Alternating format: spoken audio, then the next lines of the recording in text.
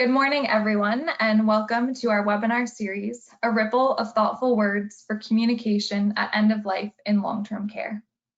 Today's webinar is the fourth in the series, and it will be about suffering and being present. On the right-hand side of your screen, in the handouts box, you can find a PDF of the slides with a place to write notes, and there's also a PDF with a list of additional resources for communication at end of life. My name is Emily Farrell, and I am the project coordinator with the Ontario Centres for Learning, Research and Innovation in Long-Term Care, or CLRI, hosted at Bruyère. So this webinar was developed in partnership with Algonquin College and is brought to you by the Ontario CLRI. We are here to support you in these trying times, and we hope that these webinars offer you support, comfort, calmness, and strength as we continue to navigate COVID-19 together. So I'd now like to pass this over to Ruth Richardson, who will be leading this webinar. Ruth is our hospice palliative care nurse educator at Algonquin College and is the instructor behind our communication at end of life training program. So I'll pass it over to you now, Ruth. Thanks, Emily, and welcome everybody to the fourth Ripple. In the communication of end of life course with CLRI, these posters were around the room, and this one said, a conversation doesn't have to be long to be significant. A few thoughtful words can help a lot. And with that in mind, this Ripple is short. I hope it's significant, and it will be a few thoughtful words on the topic of suffering, as Emily was saying. I do not have all the answers, and I don't profess to, but sometimes just sitting together and pondering some of these things can be helpful and providing maybe just some understanding. So the answer gal is out for the day. These ripples follow the same path every time. We start with pausing and just kind of reflecting and taking stock for the next 10 minutes that we'll have together. And then we'll spend times with our own thoughts and our own feelings, and we'll reflect on a topic, which is suffering and being a healing presence. And then hopefully I'll offer you a few practical tips to try to be present with people who are suffering. So let's begin. And I will encourage you to find a comfortable spot, to listen to the bowl and allow the ripples of the bowl, the energy and the sound of the bowl to settle your mind and observe your thoughts and your feelings. And then allow yourself just to be still. Try to enter into that stillness so that voice inside you can speak. And being mindful of this week was the first registered nurse that died of COVID. And so we keep his family and his colleagues in our thoughts and honor all those who are suffering this day.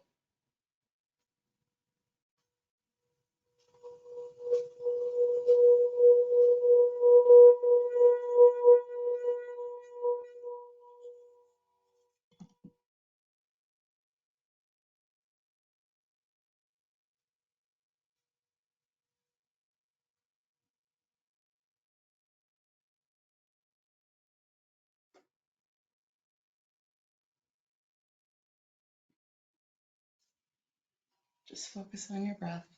Allow your breath to quiet your mind.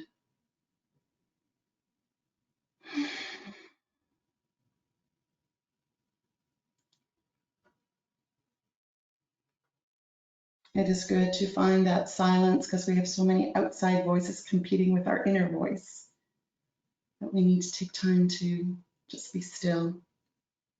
Allow that voice to speak. Allow that voice to provide a sense of compassion to your life experience. Offer yourself a little bit of kindness.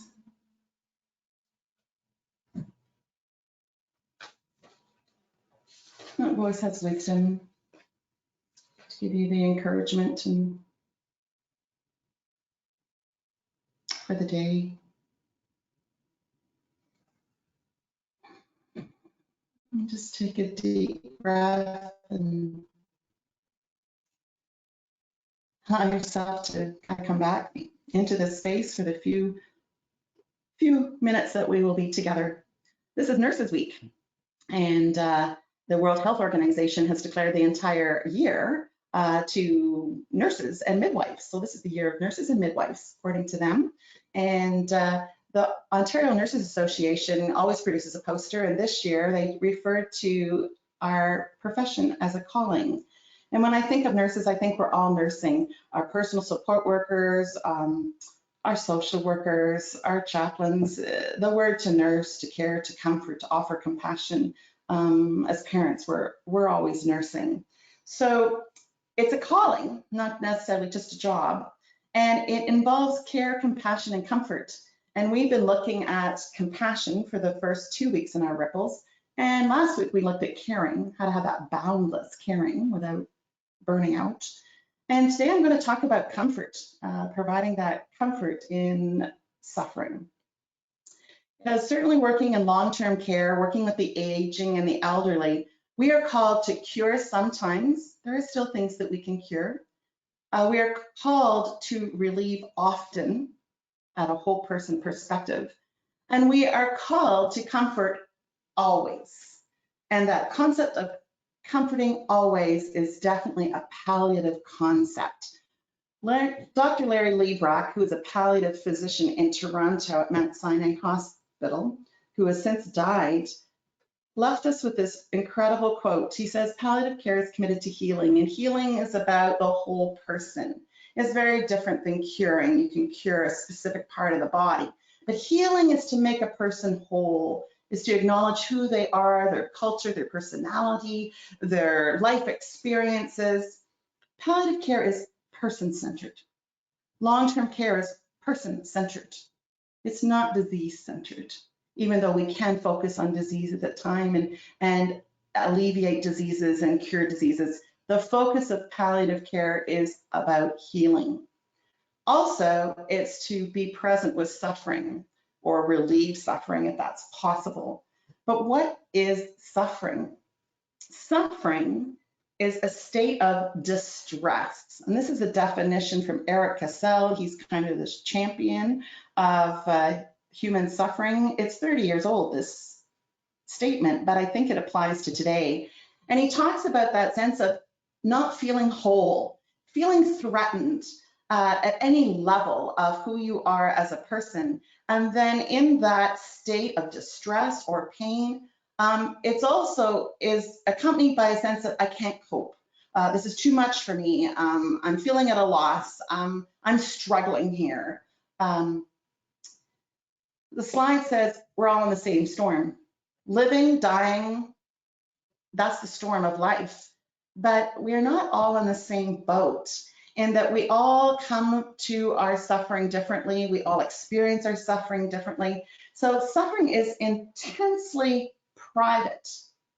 And how do we kind of stay present for people in suffering? Dr. Harvey Chechenow came up with some great ideas.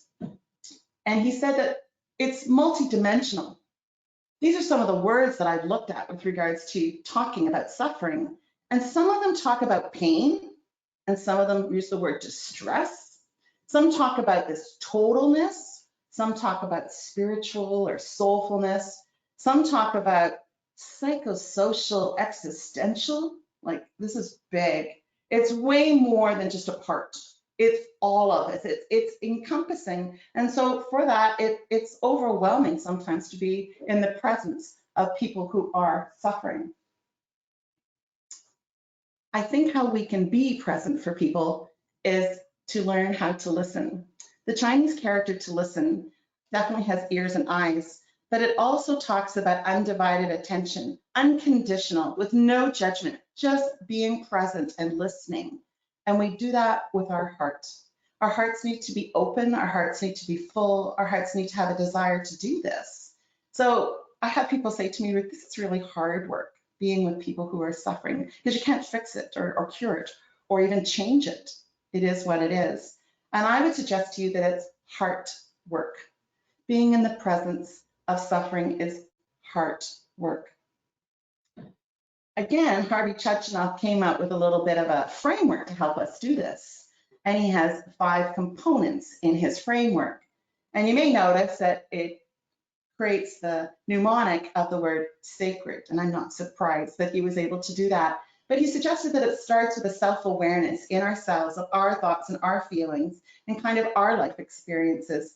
And moving past that, then to be able to assess within the scope of practice that we have at our toolkit to be present with people and be compassionately present with people, to be empathetic in our presence with people. And sometimes there's moments and cases that we can't do this by ourselves. And he suggests that we also need to work in a team and to speak to our nurses and our social workers and our colleagues to sort of help us be present to people in suffering and not to run away from the dialogue, the inner dialogue with yourself, the dialogue with your resident and family, and the dialogue with your colleagues to do this. David Oxford says, being listened to is so close to being loved that most people can't tell the difference. I thought that was amazing. And if you have someone in your life that gives you this unconditional, sacred listening, it does feel like being loved. Those of you who know me know I love children's books, and this is one of the books that I appreciate, and it's a little book that says, I am love. I don't have time to read to you this book. I'd love to, but I can't. But this book starts with a character recognizing that there is stress and tension and darkness in the world, and they feel called to do something about it. And in the book, the person says, I put my hands on my heart and I listen. Self-awareness. And that is where I find the answer. I have compassion and I can act. Now, when you look at Harvey's, saying, you know, self-awareness, assessing someone, acting compassionately and working with others, here in this children's book is that framework and recognizing that I am love and I can offer love to others. This is heart work and we need to prepare ourselves. And if we're going to enter into the state of suffering of another, we want to be a gentle ripple into that difficult state. We want to take a moment before we enter into that room or into that lounge, being with someone at end of life, to take a moment to reflect on ourselves, to listen to where we're at, to calm that down, and to be present, to be able to serve the person that we need to sit with. A few things to consider once you prepare for this experience is to stop talking. Yeah, stop talking and listen. Listen with no judgment, listen to understand, listen with compassion, listen to validate that person's experience with no judgment, and allow for silence. There's moments where there doesn't need to be talking, and allow for that to happen. Be aware of whose needs are being met when you're in the presence of suffering, and sometimes we need more because we did not prepare well. So then just be mindful of what's coming out of your mouth and what you're saying and what presence you have to offer. Be curious in the presence of suffering and appreciative to what this person is experiencing and ask for clarification if you don't understand what's going on. And after that experience, give yourself an opportunity to reflect and to rejoice in the opportunity to be present with someone, to be in a sacred space with someone. It's really being in a holy space with another person when they're in the deeps of suffering, and to spend time with your own inner voice and to do the heart work. In your calling, what is driving you to do what you do? It's called intention. And if you have the intention of the checklist and getting everything done and all that, you know, busy to do, your residents feel that. And you probably aren't being very present in their suffering. But if your intention is to get all those things done, as well as to love someone, to offer them respect, to offer them just a smile, to encourage someone on this journey that they're experiencing, not to fix or cure, your resident and your families will also experience that as well. I know I cannot stop the downpour. The rain will come, the sadness will come, the suffering will come, but I can always join you in a walk in the rain, and that is what we are being called to do as caregivers. I'm going to leave you with this. Close your eyes. Give it a try. Close your eyes and repeat after me. I am only one, but I still am one. I cannot do everything. but still I can do something. And because I cannot do everything, I will not refuse to do something that I can do. I will not refuse to do something that I can do. This is the inner voice of Helen Keller. You can open your eyes. Isn't that lovely? She listened to her inner voice, and God knows Helen Keller probably had a lot of suffering in her life, and she learned how to work through that suffering. A few thoughtful words. The most important aspect of you in the presence of suffering is not necessarily all the knowledge that you've learned about, hey, I'm an educator and I think knowledge is great.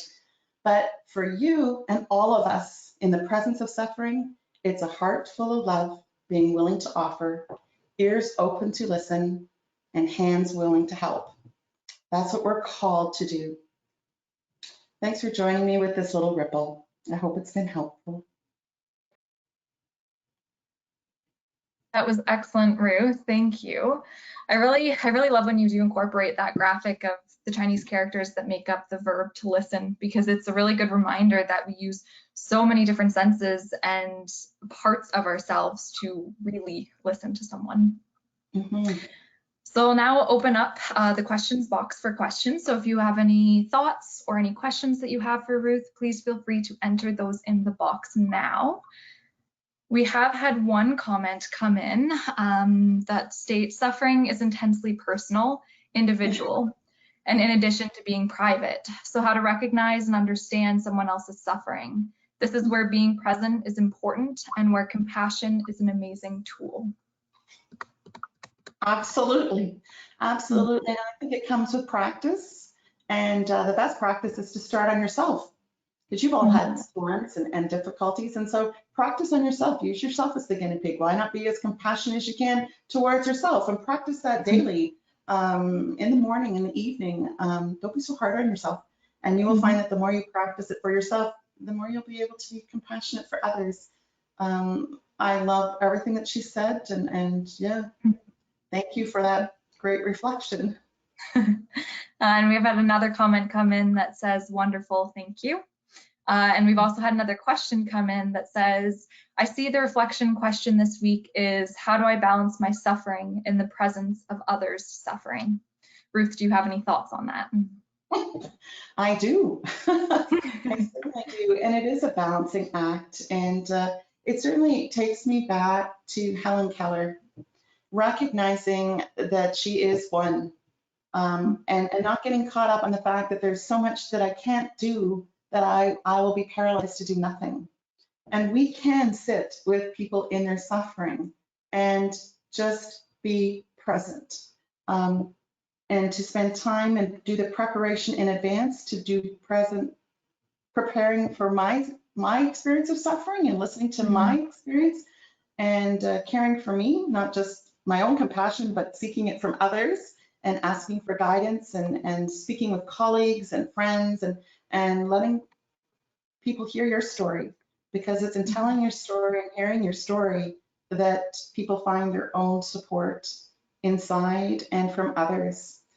It is a balancing act, and especially when you're feeling overwhelmed by something that you have little to no control over. And suffering is one of those things that we have no control over, but it is a part of the human experience. Yeah, exactly. It's a matter of that balance and how to balance your own suffering with others. We've also had another comment come in that says, what I'm learning through this series is how these concepts are so universal in every part of our lives, personal and professional. Absolutely. And we're called to our profession, but we are called to life. I think from the moment we're born, we're called to live. And so we all have a calling, whether we are a nurse or a personal support worker or a social worker. We are called by our birth into being a person.